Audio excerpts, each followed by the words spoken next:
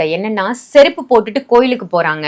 அந்த கோவில்ல அவங்க சாமி கும்பிட்டுட்டு ரிட்டர்ன் வரும்போது ஒரு சில நபர்களுக்கு செருப்பு வந்து தொலைஞ்சிருது. அவங்க உடனே பதட்டம், பயமாயிடுறாங்க. நான் கோயிலுக்கு வந்தேன், செருப்பு தொலைஞ்சிருச்சுன்னு அதை தேடுறாங்க.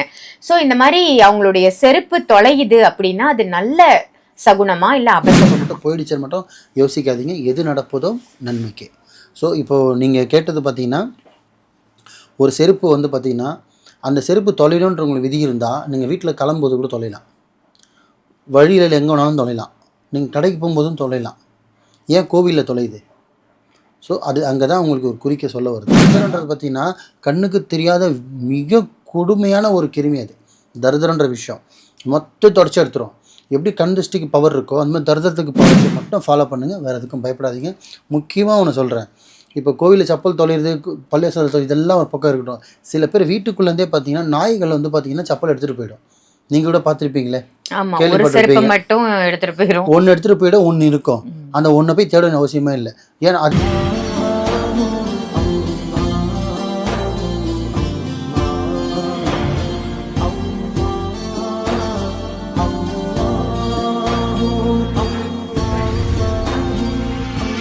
மருஜன்மணியர்கள் அனைவருக்கும் அன்பான வணக்கங்கள். புயல் காவாங்கரை ட்ரிபிள் டவர்ஸ்ல இருக்கக்கூடிய மாலிக் பாய் அவர்களை தான் சந்திக்க வந்திருக்கோம். வணக்கம் பாய். வணக்கம்மா பாய். இன்னைக்கான டாபிக் நிறைய மக்களுடைய டவுட் அப்படின்னு சொல்லலாம். இந்த டாபிக்கை என்னன்னா, செருப்பு போட்டுட்டு கோயிலுக்கு போறாங்க.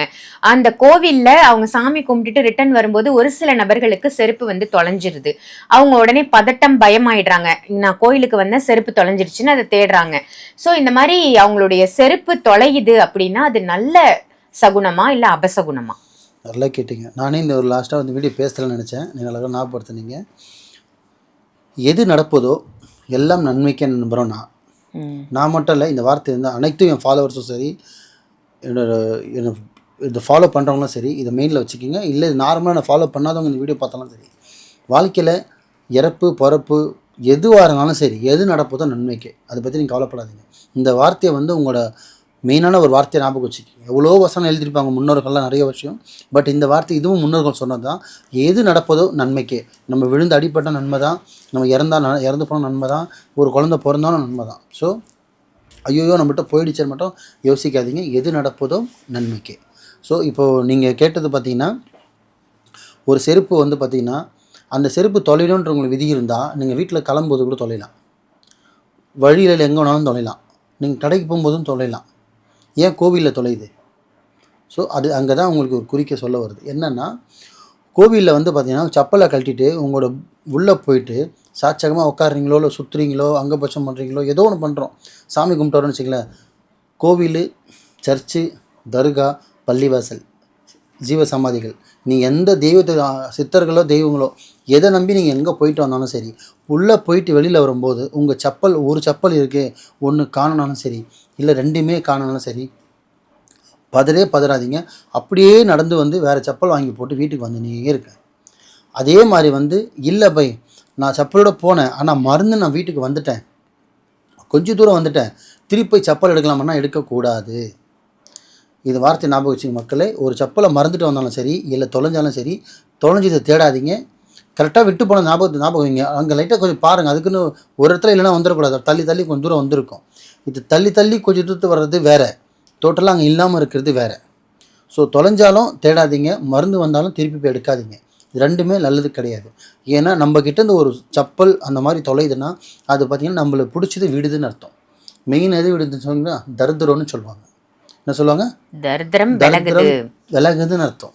நம்மளை பிடிச்சது விடுதுன்றாங்க பார்த்தீங்களா, நம்மளை பிடிச்ச 7.5 சனியோ 7.5 தரித்திரமோ விடுதுன்னு அர்த்தம். தரித்திரன்றது பார்த்திங்கன்னா கண்ணுக்கு தெரியாத மிக கொடுமையான ஒரு கிருமி. அது தரித்திரன்ற விஷயம் மொத்தம் தொடச்சி எடுத்துரும். எப்படி கண் திருஷ்டிக்கு பவர் இருக்கோ அந்த மாதிரி தரித்திரத்துக்கு பவர் இருக்குது. கண் திருஷ்டிக்கு சப்பல் தொலையாது, தரித்திரத்துக்கு மட்டும்தான் சப்பல் தொலையும். தரித்திரம்ன்றது பார்த்திங்கன்னா துணி ரூபமும் வரும், சப்பல் ரூபமும் வரும். ஸோ அதனால் ஒரு துணி வாங்கி இன்னொரு துணி போடக்கூடாதுன்னு தரித்திரம் ஏறும். ஒரு சப்பல் வாங்கி இன்னொரு சப்பல் போட்டால் தரித்திரம் ஏறும்னு சொல்லுவாங்க. புரியுதுங்களா? சாப்பாடு, அன்னம் வேறு, உடைகள் வேறு. ஸோ கோவிலாகட்டும், சர்ச்சாகட்டும், பள்ளிவாசலாகட்டும், தர்காகட்டும், எங்கே ஒரு நல்ல இடத்துக்கு போகிறீங்க, ஏன்பா ஒரு ஹாஸ்பிட்டலே போகிறீங்கம்மா, நீங்கள் நான் பாசிட்டிவ் விட்டுருங்க, ஒரு சாவு வீட்டுக்கே போகிறீங்க, அங்கேயும் சப்பல் தொலைஞ்சால் தேடாதீங்க. ஒரு கோவிலுக்கு போகிறீங்க தேடாதீங்க, இல்லை ஒரு ஹாஸ்பிட்டலுக்கு போகிறீங்க தேடாதீங்க. பப்ளிக் கூடுற இடத்துல நீங்கள் எங்கே போய் உங்களோட சப்பல், உங்களோட செருப்புன்ற ஒரு விஷயம் தொலைஞ்சாலும் சரி, அது 2000 ரூபாய் 5000 ரூபாய் செருப்பாக இருந்தாலும் சரி, தயவு செஞ்சு தேடாதீங்க, தேடாமல் வந்துடுங்க. அதே மாதிரி மருந்து விட்டு வந்துட்டீங்க, திருப்பி போடலாமான்னா போடக்கூடாது. இது உங்களுக்கு நீங்கள் நிறைய பேர் இதை அனுபவிச்சிருப்பீங்க, இனிமேல் இது தெரிஞ்சுக்கிங்க. முக்கியமாக முடிஞ்ச அளவுக்கு கோவில்ன்ற விஷயம் ரொம்ப இம்பார்ட்டண்டான ஒரு விஷயம், அதனால் தேட வேண்டிய அவசியம் கிடையாது. ஸோ மற்றது நார்மலாக புதுசாக வாங்கி போட்டு எது நடப்பதோ நன்மைக்குன்னு மனசு வச்சு வந்துகிட்டே இருக்கு. இதை மட்டும் ஃபாலோ பண்ணுங்கள், வேறு எதுக்கும் பயப்படாதீங்க. முக்கியமாக ஒன்று சொல்கிறேன், இப்போ கோவிலில் செப்பல் தொலைகிறது, பள்ளிவாசல் தொலை, இதெல்லாம் ஒரு பக்கம் இருக்கட்டும். சில பேர் வீட்டுக்குள்ளேருந்தே பார்த்தீங்கன்னா நாய்கள் வந்து பார்த்தீங்கன்னா செப்பல் எடுத்துகிட்டு போயிடும். நீங்கள் கூட பார்த்துருப்பீங்களே, ஆமா, ஒரு செருப்பு மட்டும் எடுத்துட்டு போயிடும். ஒன்று எடுத்துகிட்டு போயிடும், ஒன்று இருக்கும். அந்த ஒன்றை போய் தேட வேண்டிய அவசியமே இல்லை. ஏன்னா அதே இடத்துல பார்த்தீங்கன்னா 10 பேர் செருப்பு இருக்கும். ஆனால் அந்த ஒருத்தர் செருப்பு பார்த்தா நாய் பர்டிகுலராக தூக்கி போய் எடுத்தது ஒழிச்சு வச்சிடும், எடுத்து போய் போட்டுரும். அந்த மாதிரி எடுத்துகிட்டு போனால் கூட திருப்பி அந்த நாயை எடுத்து யூஸ் பண்ணதை நீங்கள் யூஸ் பண்ணாதீங்க, தூக்கி தூரம் போட்டுருங்க. அப்படி கிடச்சிச்சுன்னா கூட யூஸ் பண்ணாதீங்க மக்களே, நல்லது கிடையாது. ஸோ இதுதான் விஷயம். செப்பல் நாய் தூக்கிட்டு போனாலும் சரி, நீங்கள் தொலைச்சாலும் சரி, இல்லை மருந்து வந்தாலும் சரி, புதுசாக வாங்கிக்கிங்க, அது உங்களுக்கு நல்லது. ஏன்னா உங்களை பிடிச்ச தரித்திரம் விலகுது. ஸோ நல்லதே நினைங்க, நல்லதே செய்யுங்க, நல்லதே நடக்கும் இன்ஷா அல்லாஹ். ரொம்ப ரொம்ப சிறப்பான, ரொம்ப அற்புதமான தகவலாக இன்னைக்கு கொடுத்துருக்கீங்க பாய். ஏன்னா இது நிறைய பேரோட டவுட்டாகவே இருந்தது. ஸோ மக்களுக்கு இப்போ கிளியராக புரிஞ்சிருக்கும் அப்படின்னு நினைக்கிறேன். இந்தந்த விஷயத்துக்கெல்லாம் பயப்பட வேண்டாம். ஒரு ஒத்த கால் செருப்பு தொலைஞ்சா கூட நம்ம பயப்படணும்னு தேவையில்லை, நம்மளை விட்டு தரித்திரம் விலகுது அப்படின்னு சொல்லியிருக்கீங்க. சிறப்பான தகவல். நன்றி பாய். நன்றிம்மா.